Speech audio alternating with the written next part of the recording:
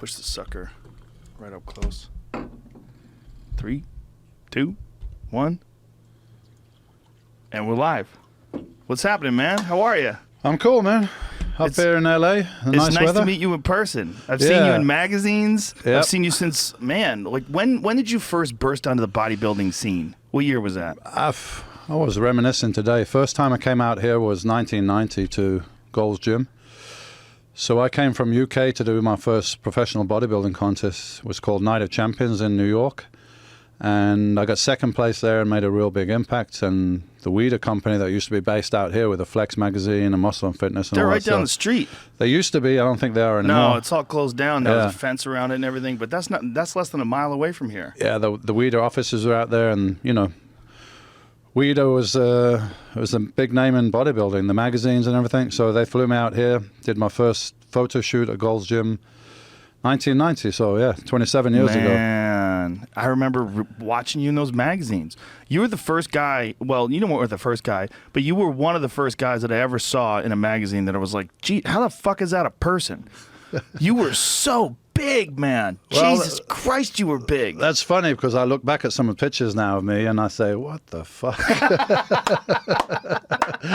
You know? Well, you were going for it. It's extreme. It's and I came into the sport and I wanted to see what I could do. I wanted to like take it as far as I could take it, you know? Well, you represented to me as an outsider looking in this insane determination.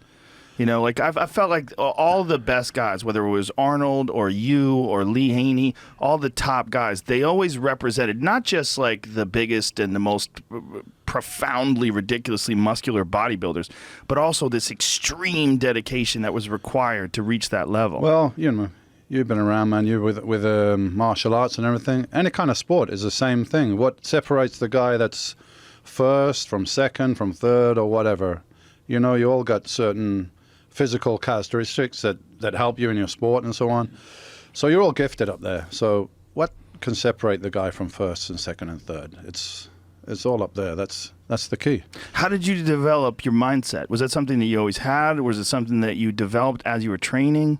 I think it's something I already had. And I kind of left home when I was 16. So I was out on my own on the street. And, you know, you're either going to get smart and you know, look after yourself, or you're going to fall down. There's nobody there to catch me. So that was there from an early age, I think. And I was just very determined to do this thing that I felt I could be good at in order to change my life and change, you know, the projection of my life, the people around me. I grew up on a housing estate in UK. I had no education.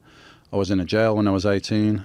So I had all that. That was, you know, the people around me, I was like, I didn't want part of that future. I wanted to do something else, and I got this thing that I was good at, so I'm going to take it and run with it, you know? It's crazy how many people have similar stories like that, where they were in just a terrible environment, and they realized that they had to toughen up, they had to smarten up, and they had to get out of there. And if not for those terrible situations, who knows if they would have ever reached the levels of greatness that they did. I can tell you, from my point of view, I don't think I would have done, because I would be too comfortable. Right. If you're comfortable, you're not going to put yourself through that extreme kind of pressure and pain. And, you know, I wanted to improve my life, change my life. And through the sport, here I am sitting, talking to you on this show. People are listening to me.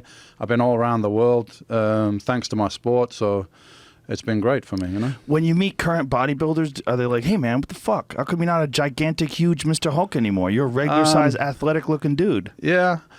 Not really. Maybe some of the younger guys that are coming into this now, but you know, people know me. I was a professional bodybuilder. That's what I did, and I was the best at doing that. But that kind of training and that kind of physique is not going to serve me now. Right. So I do training to be more functional. My goals are more health related now. Whereas before I was a young guy and I wanted to be the best at this thing I was doing. I put everything into that. But you know, that kind of physique's not practical for everyday usage, you know? I couldn't hardly tie my shoelaces when I was 300 pounds. Oh, I'm sure, man. And how tall are you? Like 5'10"? 5'11". Yeah. 5'11". So, like, when you were that big, you were just a ball of muscle, just a mass. Yeah, and 300 pounds. I was 300, 310 in the off season. Jesus Christ. Competing 265, but I mean 265 lean as fuck, dehydrated, you know, shredded. So yeah. God. That's That's all I did. That was all I did. I trained, I ate, I sleep, I studied. That's just And all what do you my weigh mental now? focus was like lasered on that thing that I was doing, nothing else. I wouldn't go to the movies, I wouldn't go to dinner if I got home after 11 because I got to be in bed at 11.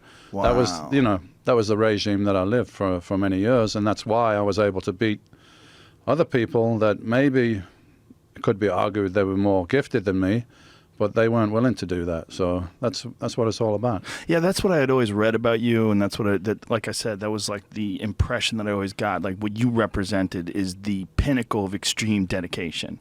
Yeah, and study. You know, we had no internet then.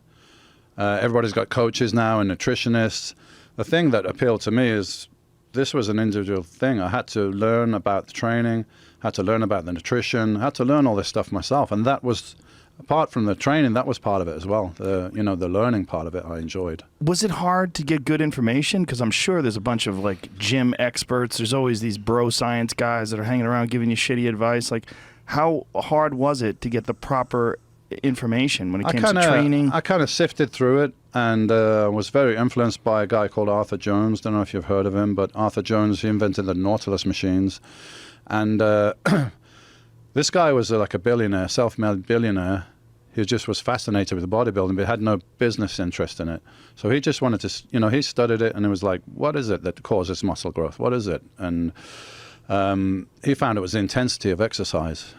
And then there was another bodybuilder, Mike Mensa, who went to compete in the Mr. Olympia, won the Mr. Universe. He took those principles and he used them. So I read all this stuff, and it was very logical. It made sense. And then I tried it out in the gym, and it worked in the gym. And if I trained more often, or if I did more in the gym, my progress would slow down or it would stop. As soon as I cut back and I made the workout shorter and more intense, my progress went. So for me, it was pretty early on I learned how to train properly.